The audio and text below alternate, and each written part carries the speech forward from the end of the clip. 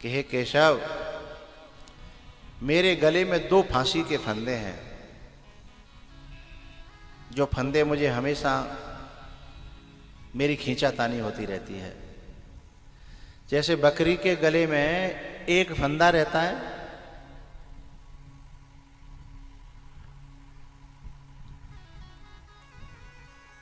और यदि कोई बहुत बिगड़ेल कोई सांड हो या भैंसा हो तो उसे लोग एक रस्सी से नहीं बांधते, उसके गले में 2-2 रस्सी पड़ी रहती है, एक इधर भी बंधा रहता है और एक इधर बंधी रहती है दूसरी रस्सी।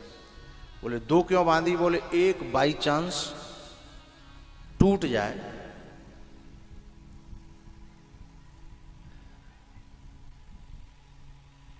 गींगरकी की पहली कथा थी ना, उसमें एक भैंस खुल गई थी। हम जहाँ रह रहे थे,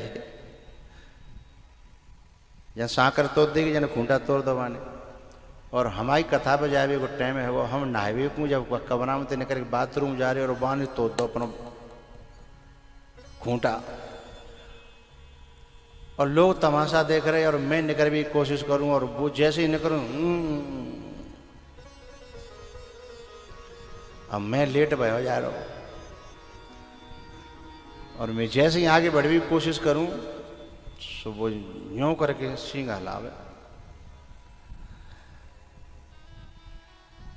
अब मैं तो किसान के घर में पैदा हुआ था, मैं भैंस को सीधा करना तो जानता था, पर शर्म लग रही थी। ऊपर छतों पे कुछ लोग देख रहे थे,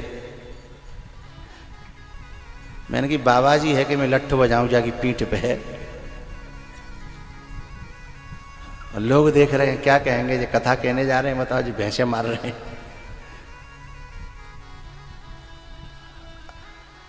और जब कम से कम 5 मिनट हो गए इंतजार करते करते, न वो इधर जाए न उधर जाए, वो तो सीधे जन पता नहीं वही टारगेट बना रखी होगा है।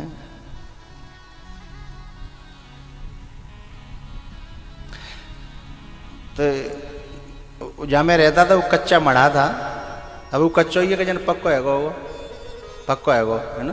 तो कच्चा मढ़ा था, तो उसके बगल में एक जो दूसरी छत थी, वहाँ पे जो एक माता जी थी और एक आदमी और था, वो सब देख रहे थे। अब मैं भैंसते कह रहा हूँ, मैंने कि जी हट जाए तो हवाल बता दूँ, और पता ना यार बिन्नी में बात मन की सुन लई के समझ लई, झड़वे छत पे थे, हट गए। अच्छा, भैंस मजबूत थी बहुत, बहुत ही मजबूत थी।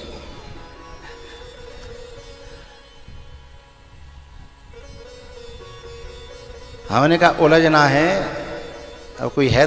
अच्छा, उसमें जैसे अब कथा है रही है ना, तो गींगर की लगभग पूरी खाली है गई होगी, बिल्कुल खाली। भले ही चोरी करे तो कोई कर ले जाओ कोई एक आध कोई छोड़ रहा क्यों होगा, बड़ा बूढ़ा तो वो मजबूरी में परे होगा, है ना। तो ऐसे ही मेरे पहुंचने से पहले गींगर की पहली खाली हो जाती, पूरा खाली मैदान। अब मैं क्या करता, मेरी मजबूरी थी, मैंने एक बांस उठाया, फटाया वहीं रखा था। पहले तो मैंने झूठे को बाँ में न मारे के धरती में मारे, और मैंने कही डर के चली जाए, पर वो भैंस गींगर की थी गींगर की। अरे उसने तो उल्टा जो मेरी तरफ और उसने 4 कदम बढ़ा दिए। मैंने कही भैया, भगवान ने भी जो है, एक बैल आया था, बैल के रूप में कोई वत्सासुर था। तो मैंने कहा यदि भगवान की भक्त होती तो जो कबू कट गई होती है, जो कोई भैंसासुर है। फिर मैंने वहां पे बांस बजाए, पर देख देख के बजाए, कोई देख तो ना रहो।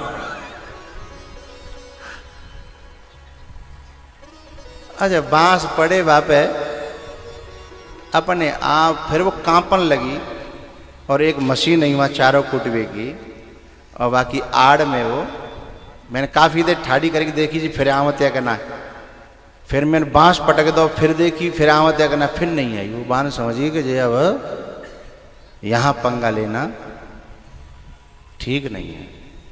तो क्योंकि वो एक रस्सी से बंधी थी या एक सांकर से बंधी थी, इसलिए वो खुल गई। लेकिन यदि वो दो से बंधी होती तो एक खुले, एक टूटेगी, एक खुलेगी, कम से कम एक तो बंधी रहेगी। ऐसे ही इस धरती पर जितने पुरुष हैं वे सब एक रस्सी से बंधे होते हैं और माताएं दो रस्सियों से बंधी होती हैं। माताओं के गले में दो रस्सियां होती हैं, पुरुषों के गले में एक ही रस्सी होती है। इसलिए माताओं को कथा में आना, कहीं भी आना जाना कितनी समस्या आती है।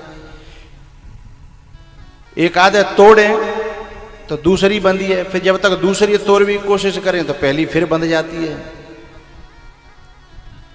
इसलिए माताओं के जीवन में जो बंधन है वो बहुत जटिल है, लेकिन पुरुषों के जीवन में जो बंधन है इतने जटिल नहीं है। पुरुषों को महात्मा होना हो तो 1 मिनट में महात्मा हो सकते हैं, लेकिन इनको बेचारियों को बहुत मुश्किल है।